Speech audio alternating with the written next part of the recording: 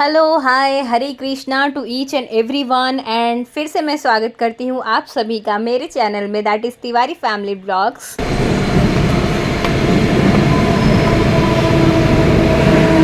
जो मेरा vlog regular देखते हैं उन्हें पता होगा कि मैं पुणे से मुंबई शिफ्ट कर चुकी हूँ बिकॉज़ ऑफ वर्क। तो उसके बाद मुझे मालूम नहीं था कि मुझे अचानक से जन्माष्टमी के लिए छुट्टी मिल जाएगी।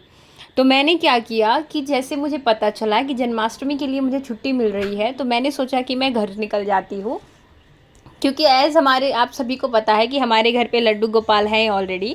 तो मैं उसके लिए बस जन्माष्टमी के लिए निकल पड़ी बिना कुछ सोचे समझे।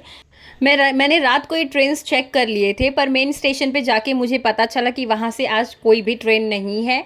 उसके बाद मुझे बहुत टेंशन आया। फिर मेरे को एक ऑटो वाले भैया ने बोला कि मैं आपको हाईवे के पास लेके जाता हूँ एंड फिर वहाँ से आप शेयरिंग कैब से पुणे के लिए निकल सकते हो। तो उन्होंने मुझे छोड़ दिया। उसके बाद मैं शेयरिंग कैब से पुणे के लिए निकल पड़ी। थोड़ा सा ट्रैवलिंग में मेरे को तकलीफ़ हुई, क्योंकि एक तो जैसा कि आप क्लाइमेट देख पा रहे हो, एक तो मौसम इतना ठंडा था। मेरा मुंबई का क्लाइमेट बहुत ही ऐसे ह्यूमिड है एंड पुणे मतलब एंट्री मारती ही not only in Pune, highway पे हर जगह बारिश हो रही थी।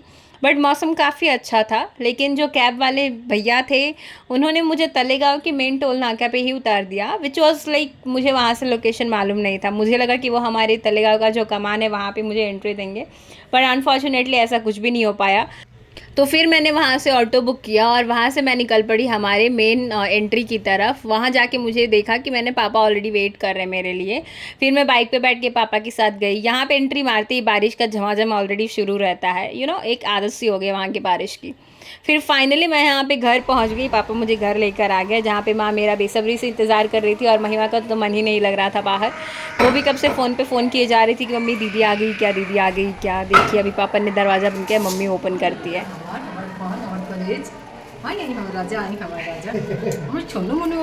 अब एक्साइटमेंट लेवल तो आप देख ही सकते हो मेरा। यहाँ पे मम्मी भी इतनी ज़्यादा खुश हो गई थी।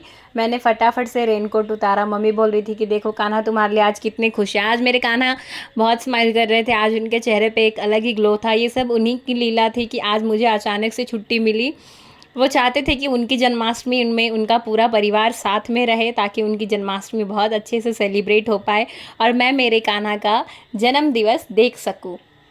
मेरे कान्हा है ही ऐसे कि मन बस उनका लाइक वो जिसे चाहे तो उनकी लीला बस वही जाने। वो जिसको जितना अगर वो जब चाह लेते हैं किसी को तो फिर दुनिया छोड़ भी दे तो किसी को कोई फ़र्क नहीं पड़ता।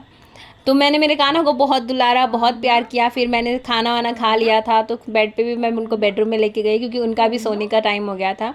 तो उनको सुलाते सुलाते मैंने उन्हें थोड़ा सा फिर से दुलारा। उसके बाद मैं और कान्हा हम दोनों साथ में सो चुके थे।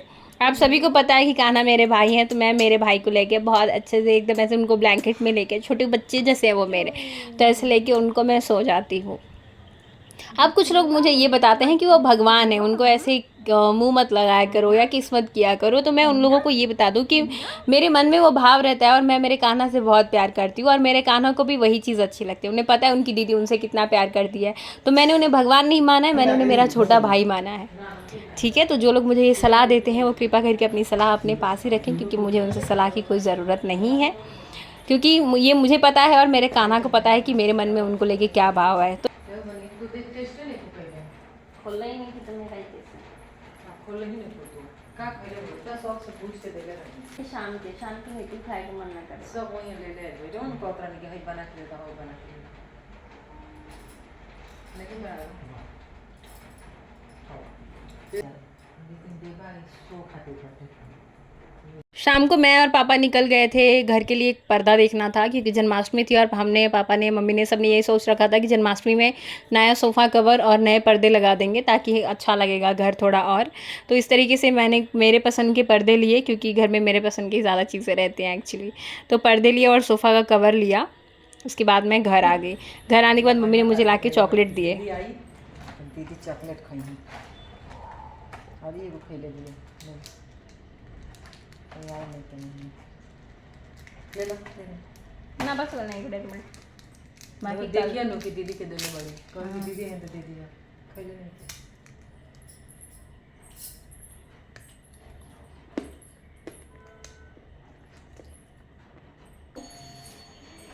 दरवाजा बंद करके भाग गेलू। हेलो गुड ना अच्छा करते नहीं कैसे मारू ठीक है रे ठीक है गीला पानी है मैंने रेनकोट निकाला जा आओ आओ आओ वाह वाह वाह वाह वाह वाह आई बो बार करियर अरे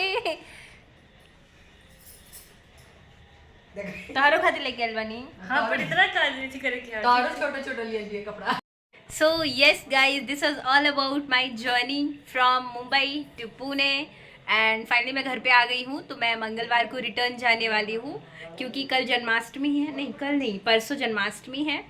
तो जन्माष्टमी मैं सेलिब्रेट करके जाऊँगी। It was a unplanned leave, मेरे को कुछ भी पता नहीं था कि मुझे मंडे को छुट्टी मिलेगी नहीं मिलेगी, बट फाइनली मेरे को छुट्टी मिल गई and I decided to travel and yeah, so this was all about it. Thank you so much for liking my vlog and do like, share, subscribe my channel.